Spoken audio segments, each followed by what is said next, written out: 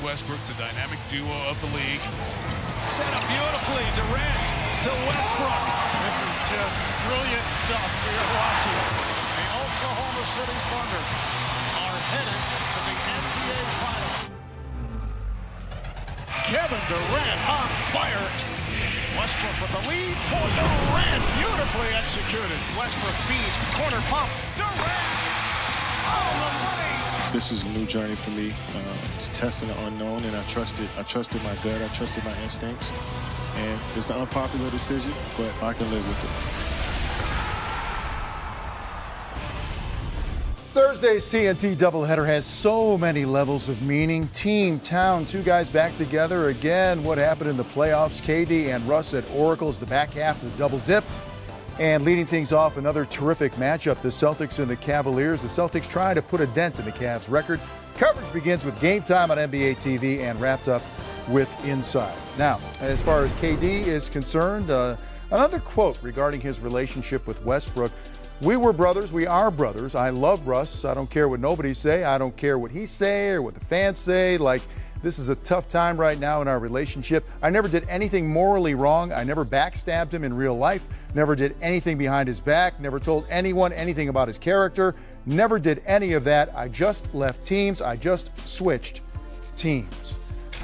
But clearly, fellas, as we look ahead to the OKC Golden State game, this is beyond basketball. When you start to get into relationships and levels of play and two guys who were just on the same floor and now they're opposing each other. Now they're opposing teammates and they were together so long. They made it to the finals together. They have some great memories. But I think what we kind of forget is KD, the first time he was a free agent, signed back with OKC under the radar, didn't make no big deal about it. The second time around, he said, I've been to the finals with this team. I've been to the playoffs. I've given this city everything. I think I want to look elsewhere and see if I have a better opportunity to win more games and possibly win a championship. This was never, I don't like Russ personally. Russ and I don't get along. It's about, I'm ready for a new opportunity, and that's what he's doing now, taking that opportunity on. Yeah, but perception can become reality, and that's what this is all about. And you can see the frustration in the way Kevin had to answer that. There was no easy way for this to occur, though. That's just the reality. And I think what he said, the fact that he didn't look him in the eye and talk to him, because, you know, you do grow apart as teammates. Mm-hmm. You know this. Yeah. I mean, as you get older, one guy gets married, and now you're thinking about a family. And you remember, we're not kids that play in the game in the park and going home to mom and dad. You know, our lives evolve. And so that part of it happens. But on the floor, you know, they had a great connection. They had tremendous success. And I think it's a little surprising to a lot of people. I was surprised because, you know, you lose a seventh game in a series, you're up 3-1. You're playing with another guy who's also considered one of maybe the 5 best players in the world, and you're right there. To leave that, I think is the shock of that is as much of an issue as anything. And now, you know what? He's been able to turn the chapter, move on. Russ has as well. It creates great drama for us. I'm looking forward to tomorrow night to watch it because we know how, you know, listen, they're going to be in attack mode. And I think, you know, it's going to be fun to watch Golden State evolve and grow and see if they can ultimately get back to the finals. And I'm also anxious and excited to see what this young Thunder team can ultimately become because early on here, I mean, they've won some tough games. Russ is having just an unbelievable start. I don't know that you could play the game any better than he's playing it right now. I don't know that there is more of a competitor in the league. I don't think anybody competes harder, I would say. And I don't think you would ever question any game that Russell Westbrook laces him up. Is he going to play hard and play at maximum effort? That's what I appreciate. But let's keep it, as they say, 100. It's the assists. It's getting everyone involved. We know he can score. We know he can rebound with the best of them. But the way he's getting Oladipo involved, Adams, they're getting layups and dunks, all that.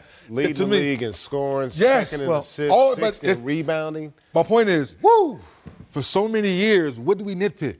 Passing. We never talked about this. We worried about his scoring. Right. We never worried about him rebounding with the best. We never talked about him blocking shots with the best guards. It was always, how come he's not passing more? How come he's not making everyone around him better? And at the beginning of this season, Adams getting dunks, Cantor's getting layups, Sure. Oladipo's getting dunks. That's the problem. I'm like, okay, now he's really taking upon himself to be a better leader on the floor. They're putting pieces in place. They're signing up guys, and they're telling Russ, you lead, and they will follow. Meanwhile, I think the message more for KD is you fit in to what we're trying to do. And DZ, to that point, he's done well in terms of scoring, but overall, three-point shooting is down a little bit for Golden State, so is the adjustment period still going on, particularly for a guy like Clay, who we thought would be unaffected, 3 of 28 from 3 to this point. Well, after talking to Steve Kerr when I was out in Portland, that they're just missing shots right now.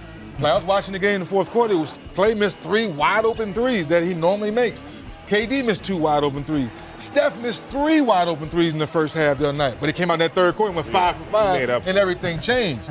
So Steve Kerr was talking about the process on the offensive end is going to take care of itself. It's defensively that they're trying to get everyone to get back on the same page because with no Bogut and no Ezeli, now you're asking Zaza and Verja, the rest of those big guys, they're not elevating the block shots. They take charges, different style of defense. That's the part that Steve Kerr is trying to get the team back to. Yeah, and I think the other thing, too, but for that game against the Spurs, we wouldn't even be having this conversation. Right. In fact, they got blasted by 30 in that opening game. Oof. Other than that, yeah, they haven't played their best, but they won every other, they won all the other games. So they're going to be fine. Let's talk about the other game on Thursday night on TNT. And for the Cavs, really hitting the ground running. And it seems the guys are more comfortable, that they know their roles. And you look at shot distribution from last season through the playoffs and now into this season, it's LeBron letting go to a certain extent and making sure that these guys get theirs, feel confident, and feel a part of what they're trying to do. Correct me if I'm wrong, G. LeBron's like, I want to play about another 6-7 more years. So let me let Kyrie go do what he does. Let me instill more confidence in Kevin Love to go get more buckets. Because they know in the fourth quarter the ball's going to be in my hand. I'm going to create havoc. I'm going to attack the defense. And guess what? I'm still going to share the basketball if they double team me. Yeah, he is. And to your point as well, Vince, the confidence you get, not just from winning a championship, but coming back from 3-1 against an all-world team and winning a championship, you're going to play with a trust and a belief unmatched by anybody else in the league. Because when you can do that, come back from 3-1, win a 7th game on the road, there isn't anything on the floor that you're not going to believe you can accomplish. And that guy right there, to me, Kevin Love, has been the biggest beneficiary because he's the one that had to make the biggest sacrifice of the big three, because he's the guy that had to really kind of change his game and find out if he could do the things that they're asking him to do. Remember, as a player, the hardest thing is when a coach asks you to do something you're not necessarily comfortable doing. And that's what he had to learn to do, is become more of a defensive-minded player. And, boy, I tip my hat to him. He's bought in, and they're winning because Well, when you look at that video, I get the sense that's a little Minnesota Kevin Love that we're seeing in there, working inside out again. Inside, outside, playing with confidence. A little thicker this year. So far, so good.